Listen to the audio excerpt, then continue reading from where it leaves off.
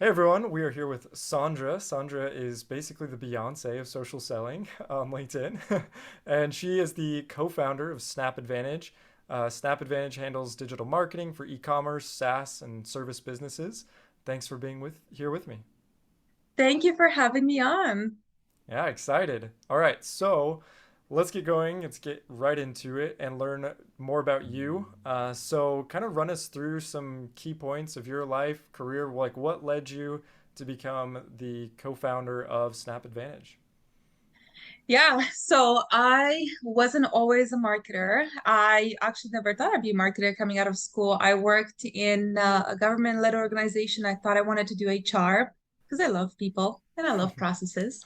But then I worked to sales because I like to talk a lot, as you will find out probably over the course of this podcast. But when I met my partner Serge in 2016, I went with him to a mastermind in Bali. And this was my first exposure to e-commerce and digital marketing in general. Um, I saw that there was a bunch of marketers there that got together, exchanged ideas, and most importantly, made money remotely, which was 2016. It's not that long ago, Yeah, but a lot has changed since, yeah, right? definitely. So for me, really, the pivotal point was we're at an infinity pool on our last day, and we were making money with this jewelry store that Serge had started earlier that year while we are drinking sangria. And I was like, I gotta do this. I said, I Yeah, have to do this. I love my job, but I'm quitting tomorrow. yeah. So I quit that tomorrow. And I started helping Serge in marketing, and he said, you know what? With your sales skills and my marketing skills, you should really start an agency. So we started an agency. We had focused a lot on lead gen, so for service businesses. And then we said, yeah, we want to travel the world. So we sold our e-com store. We traveled in Bali. We stayed in Thailand for a while. Rookie mistake, didn't fill my pipeline. Community was Mm, not there anymore. yeah, I'm going to, an understatement is we were under a little bit of financial stress, had to come back to Canada, yeah, and we both went into jobs. Had a lot of experience in marketing, so I was able to secure a job as a marketer. And in the meantime, Serge's hard of hearing. So his sister's dog, we still love her, both the sister and the dog, choose surgeon's hearing aids. So I Oh, don't know how much you know about hearing devices, but they can cost anywhere from like 3,000 to like yeah, $8,000, yeah. which we didn't have. So then Surge, because we had an e-com store before, said, you know what, I'm gonna try to see if I can have some connections in China and Mm, if I can find some really low cost hearing aids. And then he said, yeah. you know what, like I think I found something and we can really build a business. So Mm, we started our second big store. We had many failed ones in the meantime, because you have to, right? yes. But our second store, we started it while we're working full time. We're in Toronto. I was commuting to work for a while, 1 hour and 50 minutes each day, Wow. sorry, each way. And I was like taking orders on the phone on like Starbucks, like receipts, and then calling Yeah. people back when I got at work to plug the orders in, like hoping the credit card would go through. I would of Yeah. course throw the credit card number after that. So we decided we're going to start a hearing device business. We scaled that from $0 to over 1 million in less than a year with our own money. Wow. And yeah, that was for 2 years. And then we started traveling again.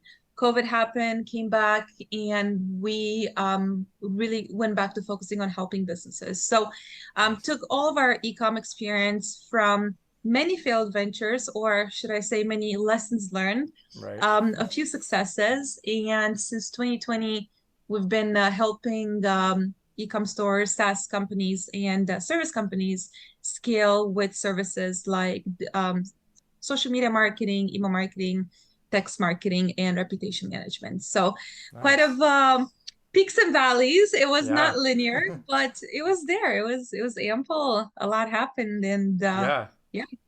That's awesome. And so one question about that whole experience, like obviously it's a lot, but what made you like want to keep doing something kind of for yourself? Like kind of all of these entrepreneurial ventures, like whenever there was a failure, like what made you turn it into a lesson learned instead of just a failure? That's such a great question. I really, really like to have my freedom. And I think we're in such a unique point in history where we have the opportunity to design our own lives. Yeah. Yes, this opportunity was there 100 years ago, but not for the masses. And I always felt like I wanted to color outside of the lines and I want to stretch myself. I've always wanted to see how far I can go. Freedom would be the number one piece for me. I mean, I've been living out of a suitcase for a year and a half, more than that now. And the ability to design my own life was always at the top, top, top of my list. Nice. That's awesome. I That's keep really cool. pushing. And Yeah, then did you thanks. have you shared that with your partner, with your spouse? Like did you both have that kind of fire? Yes, absolutely. So we've been working together since 2016. It was actually quite weird when we each had jobs for about 9 months, and we came home and it's like, "Hey, honey, I'm home." Totally weird for us. Yeah. We've been working on the same businesses since 2016. We have some small projects outside of our main businesses, but everything that we've built together. Wow, that's awesome. Yeah, love to Hmm. talk about that more in just a little bit. Yeah, But so one thing that I wanted to talk about first is kind of getting into a little bit of your expertise, what you love to do, the digital marketing piece. So I mean, a few numbers that I found, you've definitely had successes with this. Like I'll just name off a few things that I found. You brought in $300,000 of email marketing revenue for a $20 million year business in 2 months, it looks like, February and March of 2021. You changed a $17 million year business's Google star rating from 3.1 to 4.4. You knocked triple B, right? BBB, and Yelp yeah. off first page of Google for a $1.5 million year business. So a lot of impressive accomplishments. Do you ever feel like you could um I mean I guess it's the freedom, right? The freedom aspect that keeps wanting you to go off and do something on your own. Have you ever had a draw to go to, these large businesses that could probably, provide you with large compensation? Has that been like a draw for you? Has it always just been an easy decision? No, it hasn't always been an easy decision. I've thought about that before, and I think at up until now I haven't had a draw to go there, Yeah. but never say never. If the opportunity came along, and look, situations change for everybody. No, I have entrepreneur friends that decided to go back to work because they needed security. For instance, they wanted to start a family, maybe they wanted to get a Yeah. mortgage. If there was a sensational offer on the table, I would consider it, but it would have to be extremely unique, and there would definitely have to be some sort of a um mm, maybe a stop to the like an expiry date to the agreement. I would say Yeah. like committing long term would be hard for me. So Right. haven't felt the draw. I don't think I will for a while. I'm never saying never. Yeah. Awesome. Well, cool. All right. So, yeah, so I have a couple questions about your expertise about digital marketing. So, Sure. most of like my audience or most of just the people that I work with, they already have, a company, a brand, maybe not a social media presence, but I don't know. I mean, quite a few of them do. But I guess in general, what is the most like common mistake you see people making or companies? Like what mistakes do you see companies making when they try digital marketing? Yeah, great question. So my whole approach to marketing goes beyond tools and trends, which are very important. Obviously, you want to feed the algorithms and make sure that your marketing is up to date and Yeah. your practices and tools and so on. But I would say one of the biggest mistakes that I see companies make with their marketing is the psychology part and really not taking the time to understand their buyer's journey. I feel like that can happen quite a lot with startups where you have that passion, you have that fire, and look, we all want to build a unicorn and change the world, but the truth is, unfortunately, we won't all change the world, and that's also okay. We can still Yeah. find success without changing the world. Yeah. But sometimes this passion of ours and this fire maybe puts a veil in front of what we really need to see. Mm. And we almost refuse to see that our customers take everything with a grain of salt and they don't believe in your company the way you believe in your company. So Yeah.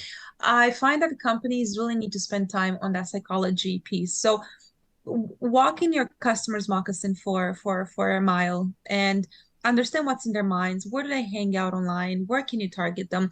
Where are they in the buying process? And try to understand how you need to target them, whether it's with ads, with social media content, with email or text marketing, according to where they are. And again, understand what's in their heads, what Yeah. moves the needle for them, and start from there. Along with that, I would say detachment. So one of the reasons why hiring an outside consultant or marketer like myself, it's not for everybody. Yeah. Not every company needs it. But one of the benefits that I do see with companies that work with me is that I'm an outsider. My job here is to drive results and be emotionally detached. Not that I don't care, not that I don't want you to succeed. I just don't Right. have that emotional attachment. So Hmm. if you can take that emotional emotion and detach yourself from it, I think you can win. One little trick that I do is I imagine my projects, especially when they get too big and they get up here. I Hmm. imagine them like a little game boards. And I'm thinking this project is my one game board and I have my little pieces. I just gotta move Yeah. them along. And my team is, these these are little pieces and my clients are Right. these little cards. And I'm Yeah. just trying to see it from a high level perspective instead of letting it eat at me. And if I can add one more, it would be Yeah. know your numbers. Mm. So if you're watching Dragon's Den or in the US Shark Tank, Yes. Shark they Tank. always ask for the numbers. What are your Yeah. numbers? And the entrepreneurs that know their numbers, they always win. So understand your numbers and understand them pragmatically. Yes, we want to be optimistic, but we also need to have a little bit of an educated pessimism Oh, yeah. thrown in there because it will take longer. It will take more money than you had anticipated. Oh, And definitely. if you have a plan, you have a budget, it's a lot easier to make it work. Yeah. Wow. Awesome. There's tons of things I'd like to say on, all of that. But so two main points. So yeah, like your first point, you mentioned, knowing your audience and knowing the psychology of your customers. I bet you would agree with the fact that like sometimes that does change, right? Like you need to have that Yeah, constantly constantly on your mind. Like not even just absolutely. the psychology of one target market, but even your whole target market might change. Like we had that experience even in Yeah, our current business, Coconut VA. Like we started with very, very, very small companies, like 1 to 2 people. And then after 4 months, we are like, well, no, like that's not who we want to be working with. Like we want to be working with exactly. 10 to 50, sized companies. Yeah, So yeah, it does always change, right? absolutely. And then the content you create for your audience will Yeah, change because the right, problems that someone that runs a company with 50 people in it will have different problems. That's why you have a podcast for operations and COOs because those are the companies you right, talk to, right? right, So that's exactly it. And being aware of what's happening in the world, in the pop culture, and what's on people's minds, what gets them to tick, right. is also important. So yeah, I agree with you there. Awesome.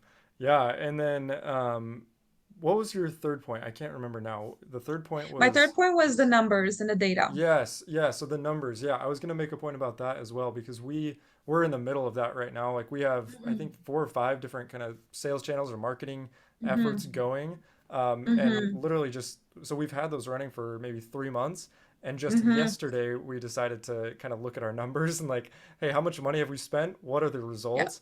And now we see that like, okay, this one's getting us like 30% ROI, which is good, but then this one's getting us like 520%, return on investment. So obviously, let's put resources towards that one. So yeah, that's exactly. something that I totally agree with. You gotta keep track of Always got that. to 80/20 it, right? Yeah, So you find exactly. your 500x ROI, you just Right. got to put more effort and energy into that. Yeah, exactly. Cool. Perfect. And then So yeah, so like I said, I've been in two startups before, but I think especially at the beginning, it does kind of feel like you're shooting in the dark a little bit. Like maybe you don't know exactly who your target market is. Like, we Hmm. didn't. And then also like just because I'm a founder doesn't mean I'm a great marketer. Like it's not necessarily my forte. So I guess what is your advice to those young companies or even not so young companies that haven't figured out marketing yet? Do they need to learn everything? Do they hire somebody? Do they hire like a fractional CMO? What's like your kind of catch-all advice? Yeah, it can be all of the above.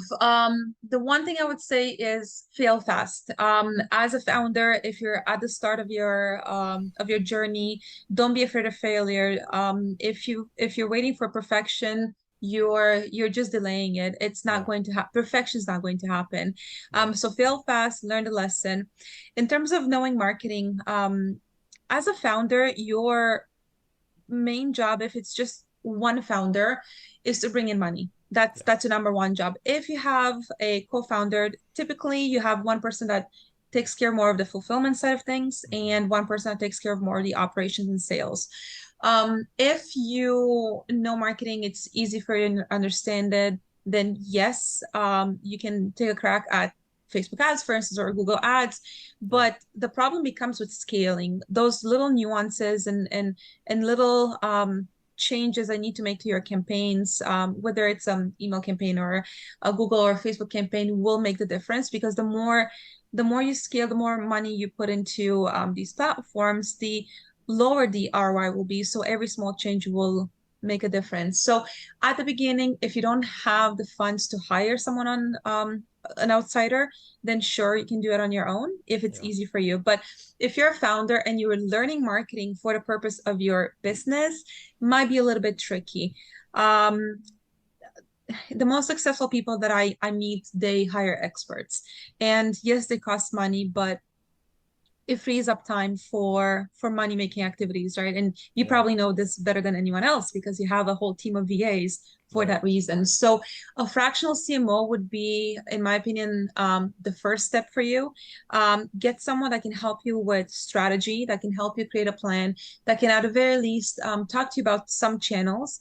And then from there, the very next hire should be a generalist Mm. that can have their fingers in all the pies, Yeah. but I don't necessarily know the in-depth recipe of every single pie, but they can pave the road for future experts. And from there, you can branch off and specialize based on the channels that are needed in your business and hire more niche experts. But Gotcha. if you can, yes, get someone to help you, just like you would for accounting, right? You don't do Right. your own books, chances are. Right. And there's a lot of other areas in your business that you typically don't hire out, or Yeah. sorry, you don't do on your own, you hire out for. Marketing, yeah, depending on the business, you kind of have to if you Yeah. want to scale and grow. Interesting. And so, I mean, not necessarily like pushing back on that at all, but like one objection that I've heard from other founders is like basically wanting somebody that does the marketing to really know and love the brand.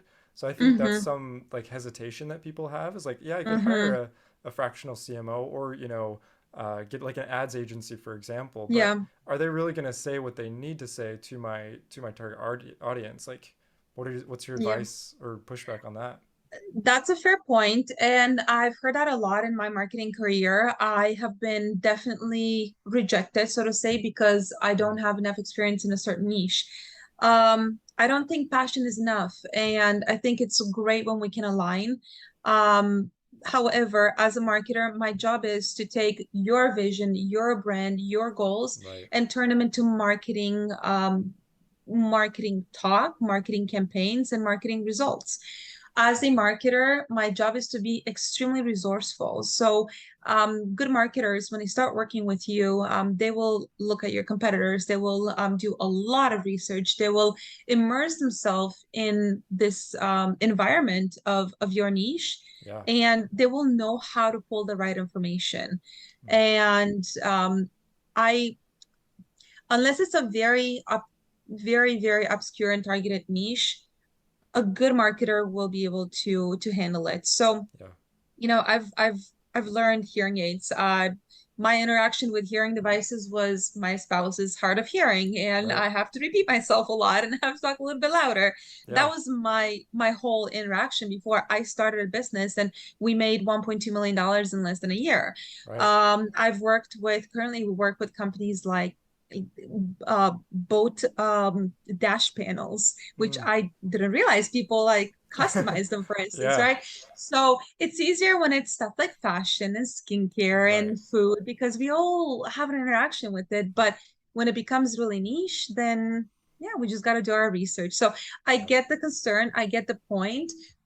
For those founders that are looking to hire someone and they're unsure if that someone will be able to grasp the essence of their brand, I would, instead of asking them, how much do you know about my industry? I would rather ask them, what are the steps that you would take to understand my industry? Where would you go to research my customers? How will you Yeah. understand the psychology of my customers? And how do you see the problems that we solve for our customers fitting with your capabilities? Right. I love that. Yeah, that's Mm, perfect. And yeah, I mean, I'm going to use that advice in the future. Like, yeah, thanks. what are the steps to learn who we are and like, how are you going to figure out our customer? How are you going to figure out our brand, our vibe?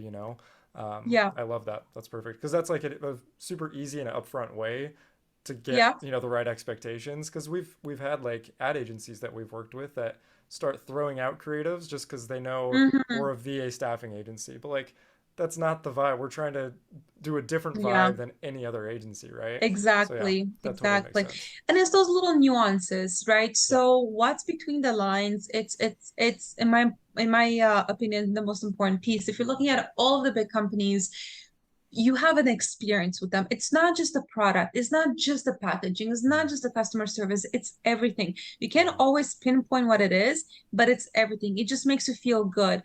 You probably have brands that are your favorite brands to deal with, that you don't mind calling or emailing because you know you'll have a good experience with them. And then you have Right. brands that you're absolutely don't want to deal with, but you purchase from them because they solved the problem for you. Maybe they were the right price or they were available.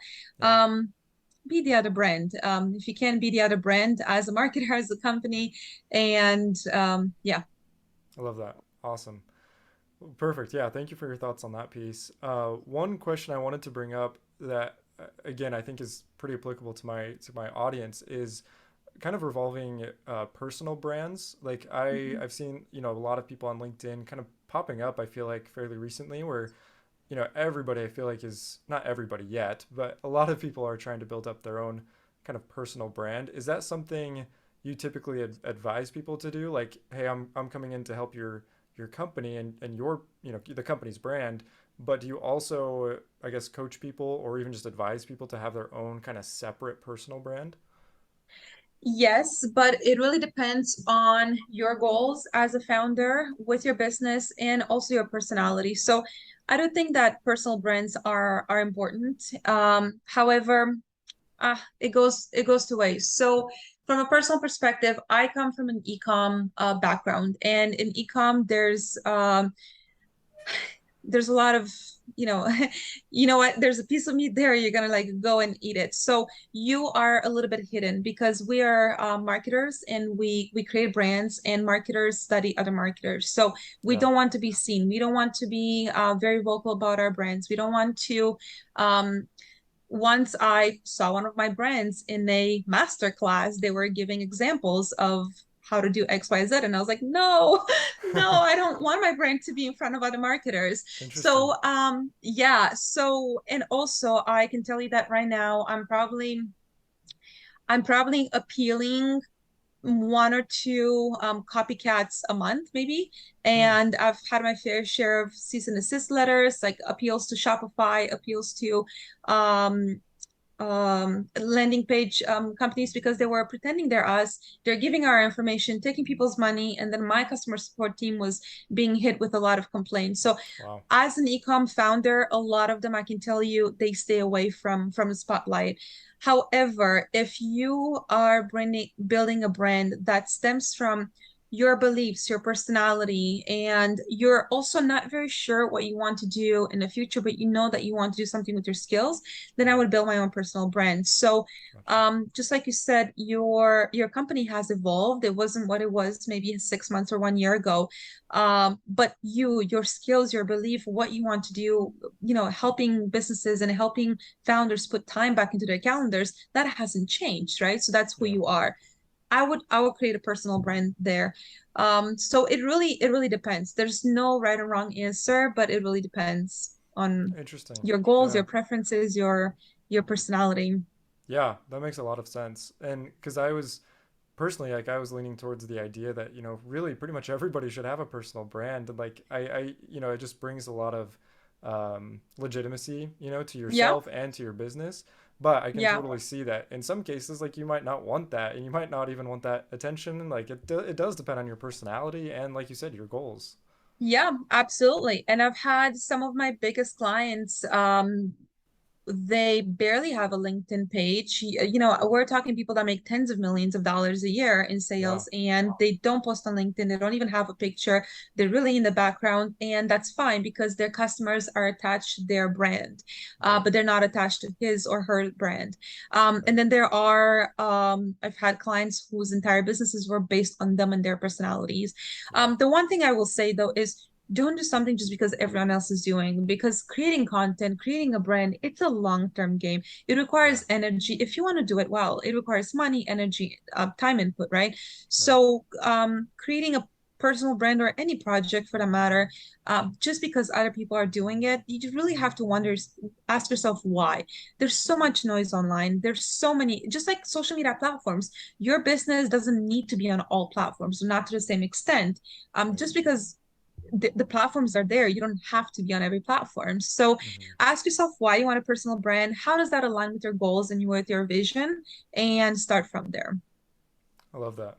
Yeah, and that's so true. Like, I heard some statistic even about podcasts. Like, a lot of people Hmm. start podcasts, and I heard a statistic that 90% of podcasts don't make it to episode 3, and then Wow. of that number, 90% don't make it to episode 20. And like, that's a Wow. huge percentage, Huge of percentage. all Yeah. podcasts started. And so, like you're saying, Yeah. like, there's definitely a temptation. Like you said, it's there. So like, why am I not using it? But if you don't have the right motivation, if you don't have that perseverance to actually make it, actually produce any results over the long Yeah. term, then it's not worth it to start. Exactly. I made my first $10,000 without a website. I cold called. I did not Nice. have a website, and Yeah. I actually bugged Serge because he's also a web developer. I said, we need a website. He's like, why do you need a website? I'm like, because you have a business. He said, you don't Right. have a business until people pay you. And I was like, but people True. won't pay me if I don't have a website. He's like, no, people will. So Yeah. I cold called. I literally cold called my way out of the first, 6 months or Wow. whatever, and I got my first clients without a website. There you And go. I'm a marketer. Yeah, that's amazing. No branding, zero branding. That's awesome. Yeah, that's the prime example of what we're talking about. That's awesome. That's really cool. Perfect. And so yeah, you briefly mentioned your spouse, so I'd like to talk about that kind of relationship for just a little bit. But what kind of roles do you have now in Snap Advantage, you and your spouse? Yeah, I am the creative director. So I basically make all the decisions for our clients. Our clients come to us and they say we want either these services or these goals, make it Yeah. happen. So I'm in charge of creating the strategy, the plan, working with the team and overall project management. Because I like to talk a lot and I'm a social butterfly, I am kind of like the team leader. Yeah. And Serge is the CEO, so he's the picture guy, a lot of operations, financial decisions. That's all him. Yeah. And we each have our own separate roles. I'm very client facing. He's very back end facing. We have Yeah. our own separate roles, and that is the way to go. I'll tell you that Yeah. we stay in each other's lanes. We don't overstep, and we know what we both have to achieve in order Yep. to reach that common goal and divide and conquer. I love that. Yeah. So I've had a co-founder in both my two companies so far. Hmm. And I would totally agree with that. Like, and I'm sure you've experienced this. It does take time to like really get Yeah, those definitions down, especially as your business changes and like, yeah, okay, now there is a new responsibility. Who's going to take that on? Like, we've definitely had that where that definition is so important. Just like anything, knowing the expectations up front just makes everything go so much smoother. Yeah. So do you feel like it was, I mean, yeah, I guess what's your experience with that? Like, was it one conversation that you had that like, hey, this is your lane, this is mine, or is it pretty ongoing? Great question. I don't, yeah, now that I'm thinking about it, there was never a clear cut from the beginning where this is me, this is you. Yeah. We first went after our skills. So Serge was a more senior marketer than I was. So at the beginning, I knew sales. So I used to cold call before I was a marketer. I used to do 100+ dials a day. Nice. So sales was my jam. Marketing Yeah. was his jam. So I was getting the sales, he was fulfilling. It was just the two of us. And then we started hiring a VA. And then as business grew, we essentially decided you do more of this, I do more of that. And it just kind of evolved from there with the business needs. Nice. And well, Serge actually started his consulting business, which was Snap Advantage, well before I came along. He was doing mostly consulting on his own. So part of the deal was that I get to own half of the company. So I would say that was our first official, my role and his role, Right. and kind of stemmed from there. Nice. Cool. That's awesome. Yeah. Well, perfect. And then I guess, yeah, do you have any other, we're kind of wrapping up here, but do you have any other like advice about working with somebody that close, a loved one? Like what have you done to make that work, to make it not uncomfortable? Yeah, I get this question asked a lot Yeah. because business and money, right, changes Yeah. people. Making money, money struggles, and it adds an extra layer of stress when you're a family and it can Definitely. affect your personal life. For us, I would say what really helps us keep it together is that we have the same goals, and our career and professional goals are bigger than us. And we have that understanding that we are going to sacrifice things in order to get there. We are going to say no to social events. Sometimes I have to go see my parents without him because he's working, and he has to go see his parents without me because I'm working. Yeah. We respect each other's, like I said, lanes and time. So if the door is closed, you're not entering. I don't care that you want to go eat, just order. It's fine. I'll eat later. So we Yeah. don't force each other to do any social events. Um, a couple of things that worked for us at work was having the same goals was huge because again, it takes sacrifice. You get frustrated when you're working. So really reevaluating our goals. We pretty much do that every quarter. Nice. And if something's not aligning, we scrap it and we scrap it together. And we don't hide from each other. Hey, I don't really feel like this project is right for us or not. We don't hide that. We communicate that. Um, the other thing I would say is we oh what I wanted to add is something that we two things that we do quite differently than a lot of, I guess, couples don't is we love our business. We don't have children, and I'm sure that if we had children we would love our business still, Yeah. but this is our baby, so to say, right? Right. So we love our business. We love to talk about business. So a lot of times our friends have to stop us from talking about business at dinner because they're like, no, like I'm on my weekend now. I just want to drink my glass of wine, or like I'm on Yeah. vacation. Stop talking about work. But we love talking about work. So for us, it's a very blended work environment, which we love. And the one thing that we do quite differently that people don't get, and anyway, I'm not going to go with advice. I'm going to go with what works for me. Yeah. We actually have different sleeping schedules, Oh and it's wow. been working. We've been Yeah. doing this for 6 years. But here's the deal: we spend all day together. We don't have, kids. We travel, so there's places we go to that we don't even have friends. I don't speak the language here. People are awesome. They speak English, but it's still quite a little bit difficult. So we're Yeah. always together. So in order to avoid, friction, Yeah. um, I go to bed at a normal time, like let's say 12 a.m., 1 a.m. Before that, we hang out, go out for dinner, watch Netflix, whatever. He goes to work, I go to sleep. He goes to work around like 5 a.m., 6 a.m. I wake up, do my morning routine, and by the time he wakes up, I'm like, I've already read, meditated, had my coffee, like went through some work, and then we Yeah. have time to have breakfast together. Oh, that's So cool. yeah, so we kind of limit our time together a little bit just so we Yeah. can each have our own separate space. So Yeah. yeah, it's but I wouldn't see it any other way. Honestly, I don't think I could personally. I think that if I wouldn't have um I wouldn't have come as far as I did without him. And I think from what he said, vice versa, it's because I am obsessed with work and working, and other people don't get it, and that's fine. It Yeah. works for them, but I do need someone that understands I'm gonna be on this chair for 10 hours today, and I'm Right. gonna have 4 coffees, and we're gonna see each other at Netflix tonight. Yeah. There you Long go. answer, but No, that's perfect. Yeah, that a covered lot of everything I layers wanted to. there. Yeah, no, and that's awesome. And yeah, I mean, it's a complex issue, and like, I don't think a lot of people do it successfully, or a lot of people just don't even try that, you know? And so like, Yeah, you've come up with a good system, and like, yeah, I'm glad that you shared all of that yeah. with us. That's super awesome. Thank you. Thank Um, you. cool. So yeah, so I mean that kind of wraps things up. So I have two kind of fun Awesome. questions to ask you. Yes. First one, what is kind of your software stack? Like, what are the top three software platforms that you love, you can't live without? Cool. I love this. Slack. I love Slack. Slack. Hmm. Slack. Slack. Slack. Yep. Everything happens on Slack. Um, I use a platform called Gain for content publishing, but also content approval. So Mm, for me, it's really important that for social media projects, all of the content that we post on behalf of our clients is approved by our clients. It gives them the nice. peace of mind that we're on brand, and it also gives my insurer the peace of mind that I'm doing my due diligence. So I would say Gain app, after a lot of research and trials, is the best for that.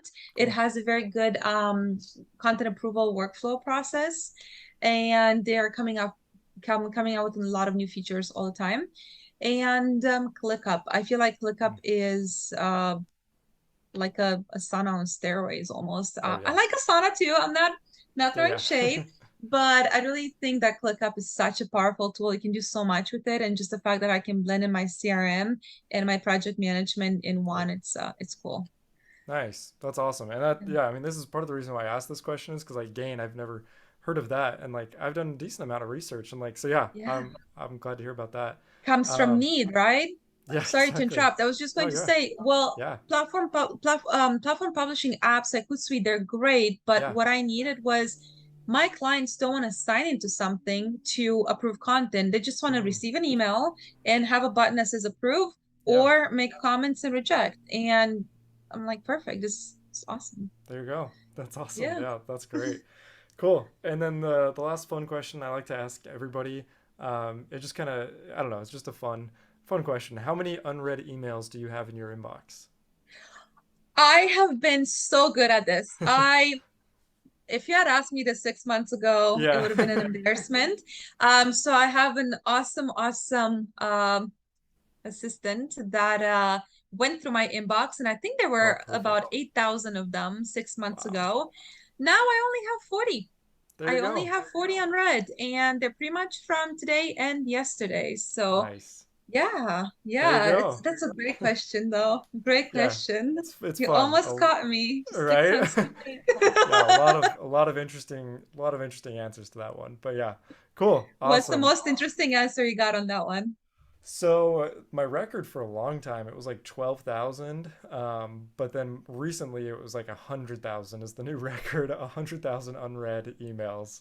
It's like yeah, there's no way you're ever getting through that. Like, No, you just gotta just set change fire to your emails. inbox and just change Yeah, emails. Yeah, yeah. yeah, I got into the ridiculous. habit of adding on my Uh huh. daily tasks Yeah. inbox zero. Okay. So I'm trying. I'm not a naturally organized person, so it's Yeah. a lot of effort for me. But yeah, it's a fun question. I like it. Nice. Well, that's awesome. Well, perfect. All right. So I guess to end things, do you have any kind of call to action for the audience? Like, how would they reach out to you? How would they get involved with you? Sure. So you can go to snapadvantage.com if you want to read a little bit more about us and get in touch with us. My calendar link is in there, so you can always book a call with me. There's no commitment. So if you ever have questions about getting, started with a new marketing platform or channel, questions are great, and you don't have to commit to anything right away. And if you want to follow me on LinkedIn, I started doing a lot of videos, getting a little bit outside of my comfort zone. It's so much more fun and easy to have someone that I can exchange energy with. When I have to take the phone and record myself, a little bit tougher, but I started doing it. So if you're interested in marketing content, I started posting a lot more content. You can find me on LinkedIn. Perfect. Awesome. Thank you, Sandra. Yeah, Thank you so much for thank being you. on, and yeah, look forward to chatting in the future. Thank you so much. It's been a pleasure.